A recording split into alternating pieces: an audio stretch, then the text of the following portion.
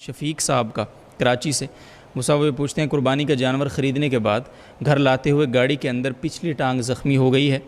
اب وہ صرف کھڑا ہونے کے قابل ہے، چل نہیں پا رہا، ایسے جانور کی قربانی کے متعلق کیا حکم ہے؟ اگر اس کی جگہ دوسرا جانور قربان کرنا ہو تو پہلے کو فروخت کر کے اس کی قیمت میں مزید رقم کا اضافہ کر کے دوسرا جانور خریدا جا سکتا ہے یا نہیں؟ اگر اس کو صدقے کی نیت سے ذبح کر دیا جائے تو اس کا گوشت خود کھا سکتے ہیں یا نہیں؟ جانور لاتے ہوئے اگر زخمی ہو گیا اور اتنا لنگڑا ہو گیا کہ چلنے کے قابل بھی نہیں رہا وہ، تو اس کی قربانی جائز نہیں ہے۔ لہذا اب اختیار ہے کہ آپ چاہیں اس کو بیچ دیں، چاہیں اس کا گوشت صدقہ کر دیں۔ اگر صدقہ کرتے ہیں تو خود بھی کھا سکتے ہیں، پورا جانور بھی خود کھا سکتے ہیں، آپ پورا جانور کسی کو کھلا بھی سکتے ہیں، جیسے چاہیں کریں آپ، سب جائز ہے۔ البتہ بیچنے کی صورت میں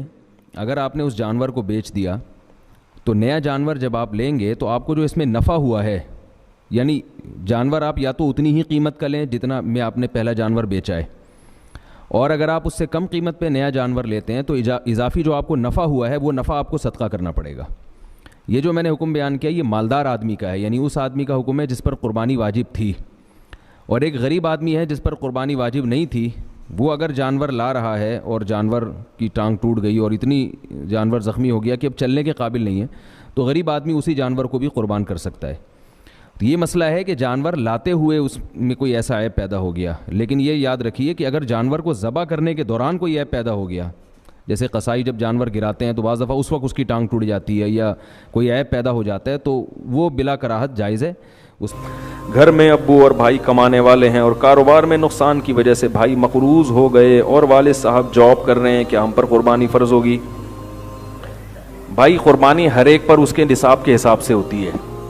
ابا مالدار ہیں تو ابا پر ہے، آپ پر نہیں ہے، آپ مالدار ہیں تو آپ پر ہے، ابا پر نہیں ہے۔ تو آپ کی اگر اتنی ارننگ ہے کہ قربانی کے 3 دنوں میں 40-50 ہزار روپے آپ کے پاس ہوں اور آپ پر قرضہ بھی نہ ہو، گیس بجلی کا بل بھی نہ ہو، اور جو راشن ماہانہ آتا ہے، جیسے پہلی تاریخ کو یعنی فرض کریں کہ پہلی تاریخ ہے اور بقرعید آ گئی، 40,000 پڑے، لیکن ابھی راشن گھر کا آئے گا، تو بکرا لاؤ گے تو پھر راشن کون لے کر آئے گا؟ ٹھیک ہے نا؟ تو پھر وہ راشن کے پیسے بھی یعنی